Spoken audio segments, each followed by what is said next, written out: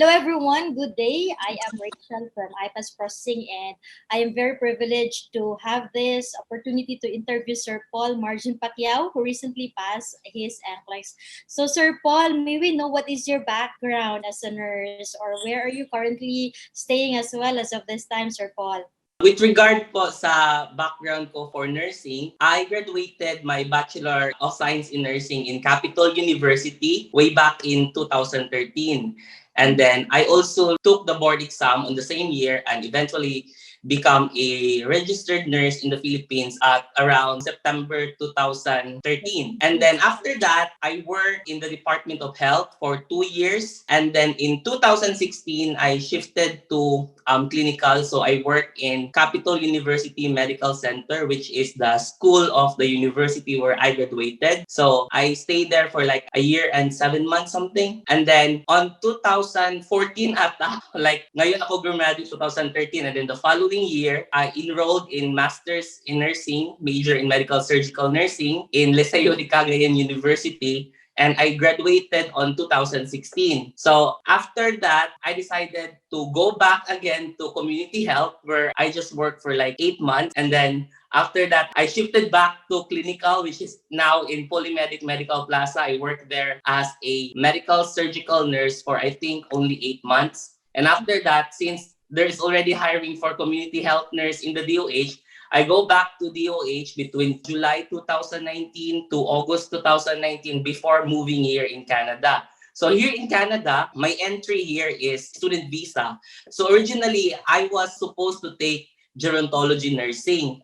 But what happened is when I reached here in Canada, the school where I supposedly like taking the course emailed me that the course has dissolved because there's no like appropriate or enough number of students. So I have no choice but to find or to look for another course that will provide me an open work permit. So I enrolled in two courses, the post-diploma mental health recovery practitioner and addiction recovery practitioner. So fortunately, I was able to obtain those post-diploma courses and now I am eligible for a 3-year open work permit. But in regard to my occupation here in Canada, I am currently working as a continuing care assistant. So basically, we are the one that take cares for the elderly population, providing them mental health services, supporting them with regard to personal needs and everything. So basically, it's nursing related. So hindi pa rin ako parang nadidepart doon sa profession na gusto ko. Kasi here in Canada, even if you pass NCLEX, it's not enough for you to become a registered nurse. They will still look for another, like, hanapan ka lang talaga ng butas para matagalan yung process mo.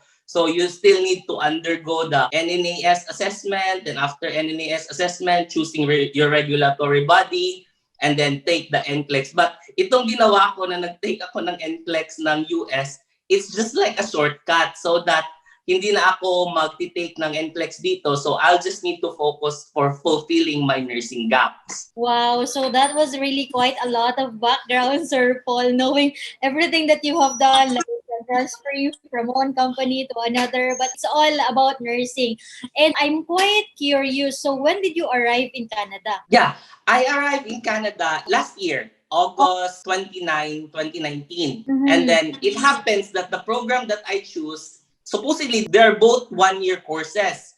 But since they are mental health recovery practitioner and addiction recovery practitioner has interlapping subjects, so it was being shortened to 3 semesters. Because in Canada, even though they have 4 semesters in a year, in order to become a 1-year course, you should only need like 2 semesters. So if you study in Canada for 8 months, which is 2 semesters, that is already equivalent for like a year. So it's taking some time as well before one will be able to become a nurse. So at least you have already passed the NCLEX-USA and then you can already use this one like to be exempted for NCLEX Canada.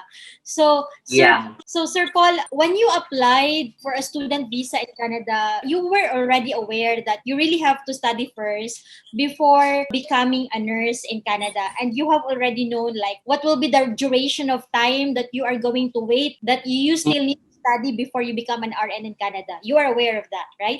Actually, Miss Rachel, I am not really like aware that it really takes you a long time. And then when I came here, I met some Filipinos who told me that, oh, you need to process your NNAS now because if you will not process today, your safe practice will be consumed. And if you will no longer have like safe practice for at least 3 years, then you need to go back in the Philippines and look for another experience and then re-endorse it back to Canada. So something like that. And then when I got my NNAS result, I was quite disappointed because according to the assessor of the regulatory body that I choose here in Canada, I still have like 3 subject gap. They are still like requiring me to study for adult nursing, legal nursing, and leadership and management. And then aside from that, I was quite also disappointed again when I got the assessment that they told me that, oh, you're not qualified, you still need to undergo various subjects in order for your nursing education to be met, but you're eligible to LPN. And I was wondering, why? Because I think I studied a lot in the Philippines. I have bachelor's in nursing, I have master's in nursing. Hindi pa ba yan sapat to satisfy you? But, that's their system. We cannot change it. So yung standards talaga nila of education is really like high standards talaga. Na kahit even meron tayong masteral dito, we cannot still fulfill the standard of Yes. education. The beauty of taking the NCLEX-USA though is that at least marami kang options of this time. Like kung gusto mo bang magpatuloy sa Canada or you are going to go Yeah. to USA. So meron kang other option na pwede mong pagpilian. Right? Yes. And take note po, Miss Rachel, it's not an isolated case for Filipino nurses. Even American nurses, even like naturally born American citizen, an RN from America, if they want to practice in Canada, they will also do the same process with that of the Filipino, Nigerian, every nationality. Yung Canada talaga, walang sinasalto. Lahat talaga pantay-pantay. So, iba talaga yung standards pala talaga nila when it comes to becoming an RN. So, you have come a long way, but at least you were still very determined that in spite of all this, nagpapatuloy mo yung goal natin. So, primarily, Sir Paul, ano yung motivation mo? Why did you take NCLEX-USA? Why you did not wait for your NNNAS and everything na you are just going to take for NCLEX Canada per se? Bakit NCLEX-USA? Kasi po, even though I have this like Canadian dream, I still really want to, to achieve the American dream. And I was thinking that since I'm already here in Canada, if for example, I will pass the NCLEX, I can just move in the border, like in Ontario, where I think it's just 20 minutes travel going to New York. So you can just cross the bridge and automatically practice your USRN, something like that. So, it's really about the options. So, Sir Paul, as to your case currently, kasi you are currently a student, right? You are currently a Hindi student. na po. Hindi na. Hindi na po. Okay, because you already have a 3-year work permit. Yeah po. Okay. So, back then, when you were still a student, nung hindi ka pa nagka-work permit, are you just allowed for some period of hours? Kasi, for example, if we are going to talk about Australia, if naka-student visa si Filipino nurse who is in Australia, meron lang certain period of hours na allowed siya to work. Yeah. Is it the same with Canada? Same thing po. And then, you need to really obey the rules. Like, if sinabi na 20 hours a week ka lang magtrabaho, as a student, you need to obey. Because if you will not obey and then you work more than the set number of hours, you will be facing a lot of like consequences. For example, you will be deported. There is an incident, there was an Indian nationals who like worked 60 hours a week under student visa and he was deported. And for example, you will not be deported and then you work more than the 20 hours, you are no longer entitled for the privilege of an open work permit. So that's the major consequences. So when I was a student way back in Alberta, I was really counting my hours like, oh, I should really work for only 20 hours. And if, for example, my team leader will just call me and then, oh, Paul, you need to pick up more shift. And then I always told him, no, I can no longer accept that because I'm already 20 hours. So what about the taxes that are you paying during those times that you were still a student, Sir Paul? How much are you paying for the tax? With regard po sa tax here in Canada, it varies by provinces. For example, in Canada, the tax there is like 5% only. Here in Nova Scotia, the tax here is 12.5. So with regard to nung mga unang mga months ko o unang mga years ko dito sa Canada, hindi medyo ako nahirapan kasi originally I landed in Alberta and the tax there hindi masyadong malaki. As compared here now in Nova Scotia where I'm working full-time, tinatax talaga ng malaki. So it really varies, Miss Rachel. And I think the more denser the population, the more higher the taxes. Like for example, in Ontario, they tax a lot more than in Alberta. And I think one reason, I think in the entire Canada, it's Alberta that has the lesser tax. And I think it has to do with their oil and economy. Kasi Alberta is a rich province and they are like economically sustaining when it comes to oil. Alam mo naman, kung may oil, may pera, di ba? Parang ganun. So parang kaya ganun kaliit yung tax nila. And in fact, maraming mga Filipinos from other provinces are moving to Alberta. I see. So, with regard naman, Sir Paul, now that you have already 3-year work permit, do you have any limitations when it comes to the permit that you have? Or ano yung limitations na pwede mo lang gawin and what are those that you cannot do? Wala pa. If you are already an open work permit, you can work unlimitedly. Kasi magkaiba ang closed work permit at saka yung open work permit. Kasi yung closed work permit, you have an employer na mag-i-sponsor sa'yo. So since closed ka, doon ka lang talaga magtatrabaho sa employer na yan. And like sa open work permit, you can work 2 companies, pwede kang magtrabaho 100 hours a week hanggang sa kaya ng katawan mo. Kasi walang limitation ng open work permit eh. So when you already have the open work permit, Sir Paul, are you eligible already to apply for like a residence permit after some years? Ganun ba yung process? In regard po for processing of permanent residency, meron kasing mga different pathways here na maging PR ka sa Canada. For example, if international student ka, pwede ka na, I think, maka-apply ng express entry kasi meron kang additional points from your Canadian education. But kung gusto mo na mas-solid pa talaga yung probability mo na ma-enhance yung score mo for immigration, then at least meron kang 1-year Canadian experience. And dito sa Canada, Miss Rachel, for example, sa Nova Scotia, meron silang Atlantic Immigration Pilot in which yung aim ng program na to is to boost the number of healthcare workers, especially right now that we are on the verge of COVID. So, it's not necessarily na parang meron kang pina-follow na score system. As long that you pass the minimum requirements, then your sponsor employer will, process you for permanent residency. So, it varies talaga. It varies. Medyo nakakalito din minsan ang immigration process ng Canada. Pero, to be safe, at least you have like 1 year of work experience in Canada, then mapapabilis talaga yung application mo ng PR. So, thank you for this insight, Sir Paul. I'm asking you these questions kasi a lot of our viewers as well might be interested of going somewhere, at least like aside from the Middle East or aside from like Saudi, Abu Dhabi, Qatar, Bahrain. They also certain options kung saan sila gusto first muna pumunta on this one and then pupunta pa sila ng US. And then while waiting for American dream to become reality. So kasi parang ang ultimate dream kasi ng isang Filipino nurse is to be working in America. Kasi po, ang laki nilang magpasahod eh. Right. Right. Totoo talaga. Like, in a month, malaki.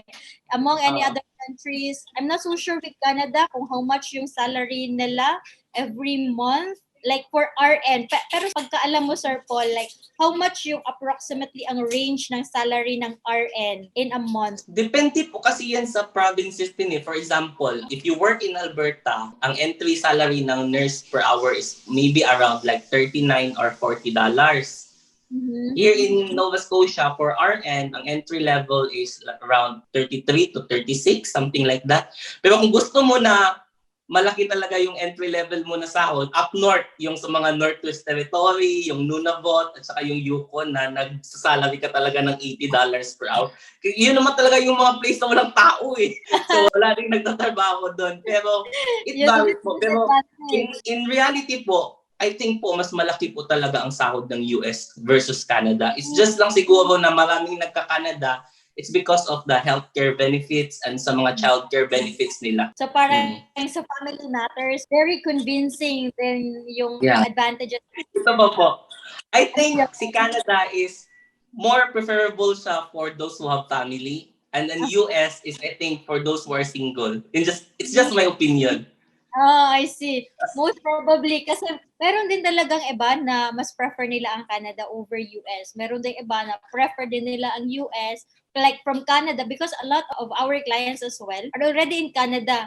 Yet in fact, parang gusto din nila mag-transfer or most probably they're just thinking na kukunin ko ay yung NCLEX-USA because the same as your case, mas magiging shortcut yung process ko if I already have the NCLEX. And I think po, Miss Rachel, is the reason why you have like many clients from Canada that wants to take the USRN, it's because of the long process of And Canada. So maybe some of us really becomes frustrated, and then, we will just thinking na, okay, why not transferring in US where the EC is much quicker and faster? So I think that's also one reason. Most probably isa din yan sa mga reason nila na iniisip nila.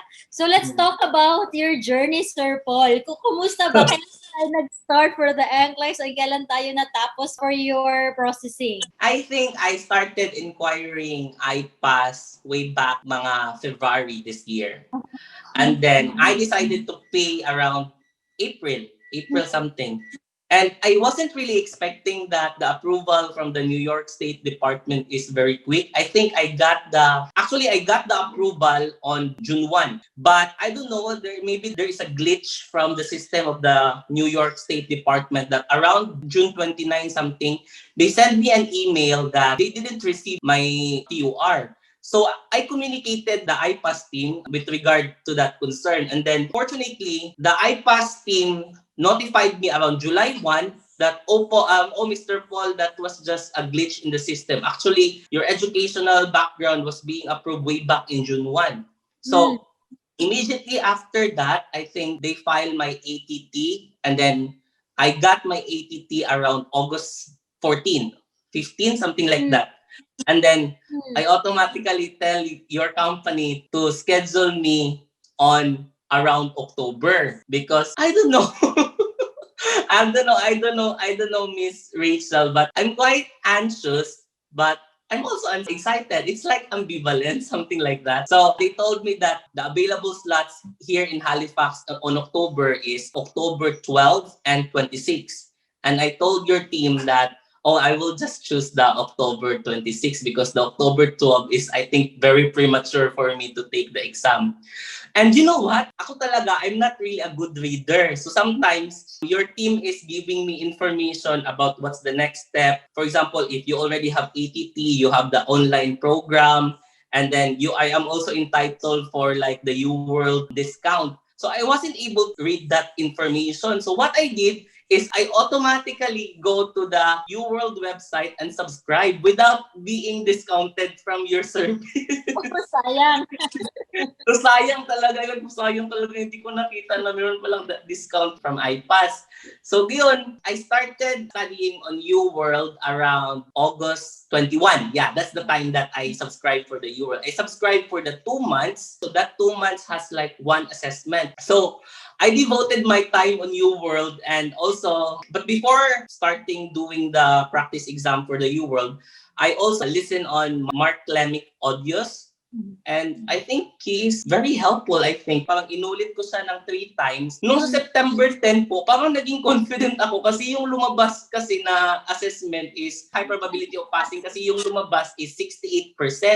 Sabi ko sa sarili ko, paano naging 68 yun? Parang naiyaman na ako. Parang hindi ako naniniwala sa sarili ko. So after that, but anyways, naging confident ako after that. So hindi na ako instead na mag-answer ako ng tag 50 items per day, usually tag 30 na lang kasi nagiging complacent ako ba.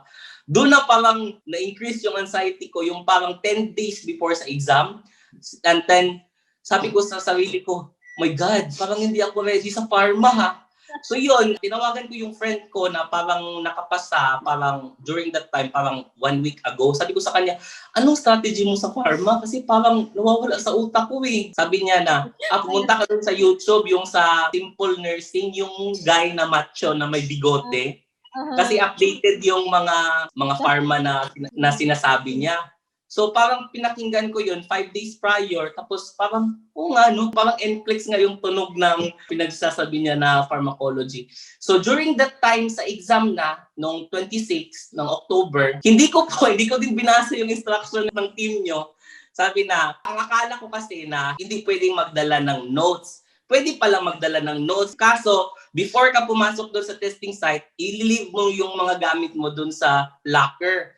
So, wala talaga akong dinala kahit isa. So, ang early ko doon sa exam, parang 2 hours before yung exam. So, meron pa sana akong enough time to scan for my notes. Meron akong mga kasabayan, I think, mga 10 kami nung nag-exam. Silang lahat nagdala ng mga notes nila. So, oh my God! So, ayun, sabi ko sa sarili ko, dasal na lang talaga. So, during that time na pumasok na ako dun sa testing center, yung unang question ko is, I think about siya sa leadership na question. Tapos, my God, parang natulala talaga ako, Miss Rachel. Sabi ko, oh my God, 10 minutes akong natulala before ako nagsagot. Tapos, yun na, nagsagot na ako from yung number 1. Tapos, sabi ko sa sarili ko ba, parang hindi siya nag-move ng mahirap. Sabi ko, ang bobo ko. Tapos, bigla akong kinabahan nung nag-number 7. Pero nung clinic ko na yung, sinubmit ko na yung answer, tapos nag-number 8 na, bigla akong tinanong ng SATA. Sabi ko, uy, my God. So my God, it's improved. So sabi ko sa sarili ko, oh, I'm doing good. So from that number 8 until number 19, SATA na ako lahat.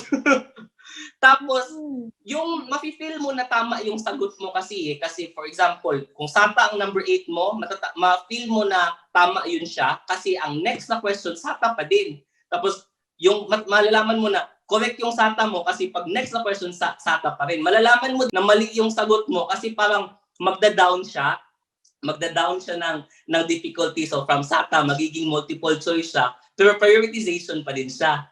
So along that length of examination, kinakount ko talaga yung number of SATA ko. Sabi ko, oh my God, number 60 na ako. Meron na akong 24 SATA. So I think I'm good kasi yung kakilala ko, sabi niya, 16 SATA lang daw siya.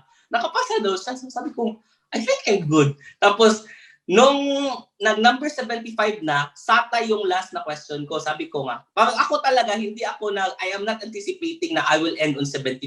Ang nag-prepare talaga ako for 145.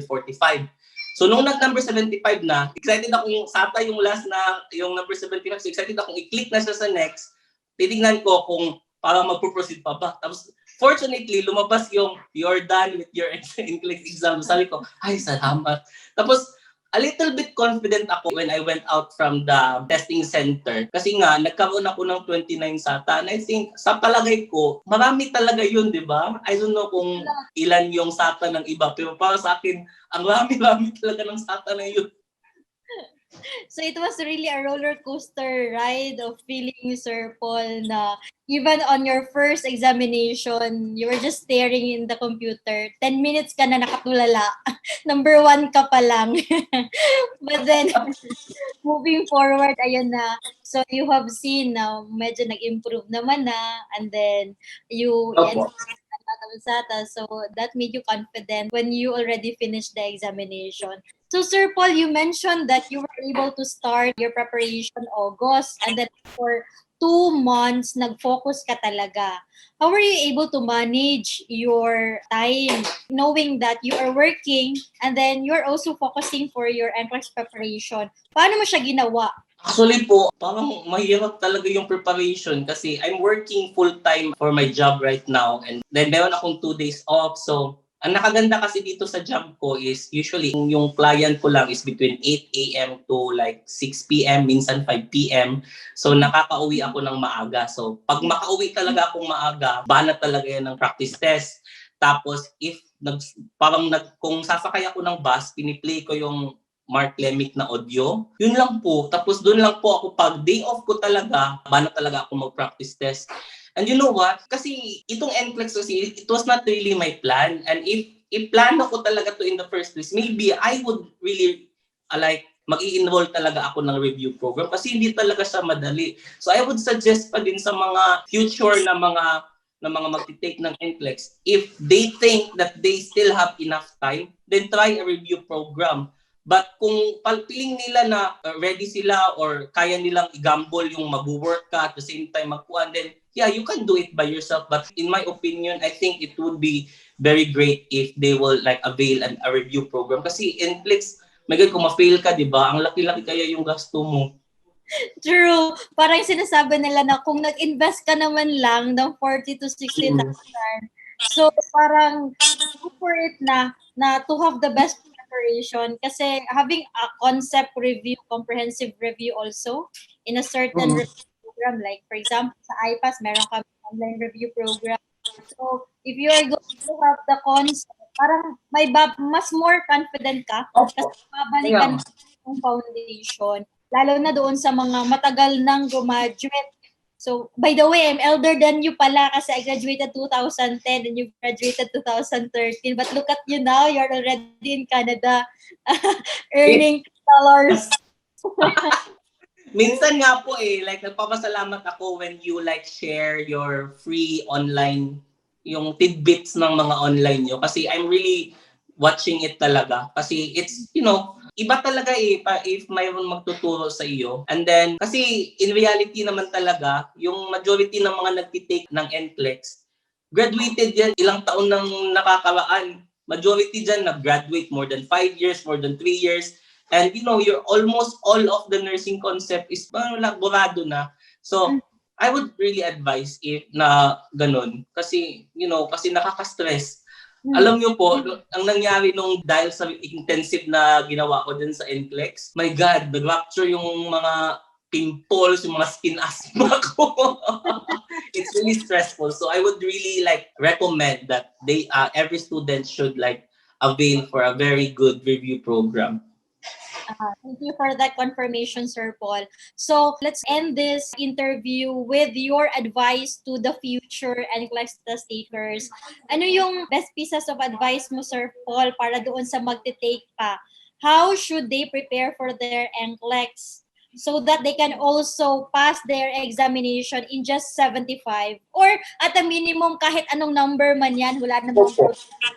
Just to pass their...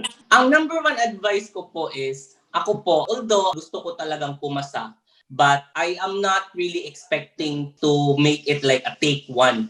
Blessing in disguise in the sky na lang siguro tong naging take one ako, pero I'm not really expecting it. So always expect for kung ano mang mangyari, tanggapin. Kasi yun yung nakikita ko sa mga tao If for example they fail, they loses their resiliency and then minsan nadidepress sila because of that result. So ang advice ko is never surrender. If you really wanted to become a USRN, if you fail once, anyways, NCLEX is unlimited. You can take it many times as you want. So just try and don't ever stop because you just failed.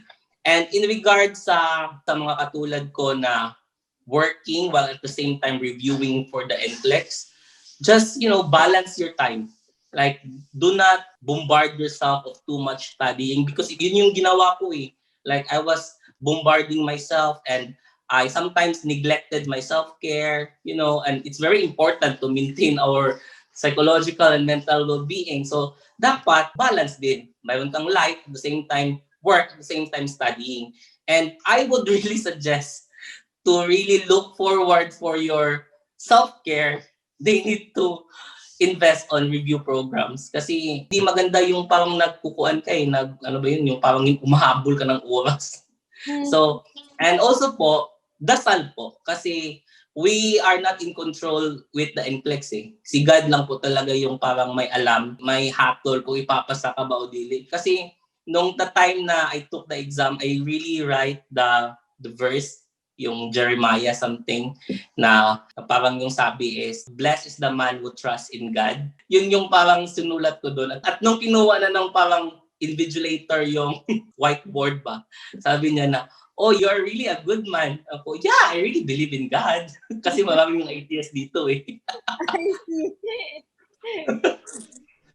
So yun lang po. Never stop for your dream. Huwag ma-depress kung hindi makuha for take one. Limited naman yan. Tapos believe in yourself. Then time management. So ibig sabihin ng time management, you have time for work, you have time for study, and you have time for self. And always trust in God. Kasi siya lang talagang may alam Thank you very much, Sir Paul. Knowing that you already have gone through a lot and you have already so many experiences in life, so these insights will really be very helpful for those who are still taking the examination. Isa-sum up lang natin, never surrender. Kung keep going talaga. Don't be Okay. discouraged kung nag-fail ka man. Kasi besides, the world will not end kung nag-fail ka. You Opo. have to continue talaga doon sa goal mo para at least makuha natin yung goal natin. Second Mm. is pabayaan yung sarili. Although you have Opo. to spend time for your for study and for work, but you also have to consider on taking care of your health because health is the priority natin, especially as of this time na COVID. So dapat yung Opo. community natin okay pa din. And then Opo. at saka pinaka-importante is to trust God with everything man, kung ano man plano natin. Kasi Opo. with His guidance, everything will fall into place. So, thank you very much, Sir Paul, doon sa lahat ng insights po natin and sa lahat ng pag-share natin for your story. And seriously, we are very privileged that we were able to talk with you. So, thankful sobra kami, Sir Paul, for this time. By the way, with regard to IPASS, kumusta yung process and how you were assisted, Sir Paul? Super, super, super, super, super the best. Oh. Wala talaga akong masabi. Oh my God, like, malaking tulong talaga na nag-IPASS ako kasi hindi ko na problemahin yung proseso. And then, dahil hindi mo na pinoproblema yung next na process, so focus ka na talaga sa exam mo. Kaya every time na I have a friend na parang sinasabi na they were asking me, how did you do your processing for your NCLEX? Sabi ko talaga, huwag ka na magtipid. Uy, doon ka na sa hindi ka ma-stress. Doon ka na mag-IPASS ka na, sinasabi ko sa kanila talaga. Kasi pag do it yourself, I don't think so. Mas-stress ka lang dyan. So, always ko talagang nire-recommend yung IPASS. Thank you very much for that, Sir Paul. Thank you for recommending us. And reasonable din naman yung price namin with regards sa assistance na binibigay namin. And also, they can focus on their review kapag merong someone na nag-handle ng burden instead na sila pa yung mag-research, ma-answer more kung tama ba itong ginagawa ko or hindi. So, may mga deficiencies, ano yung pwede kong gawin. So, yung mga concerns na yan, nababawas, nawawala doon sa picture kapag someone like IPASS yung magpa-process sa kanila. So, thank you very much sa trust mo sa amin, Sir Paul, and thank you very much for recommending us. And I am also very confident with the IPASS team because kung basahin mo yung sa review ng Facebook, talagang maganda ang review ng IPASS po. We're trying our best to maintain the best quality of service that we can really provide because of course, we value your trust and lahat ng sentabo na binabayad ng client, we really value that because we know and we understand hard-earned money talaga ito, hindi ito pinupulit kung saan-saan lang.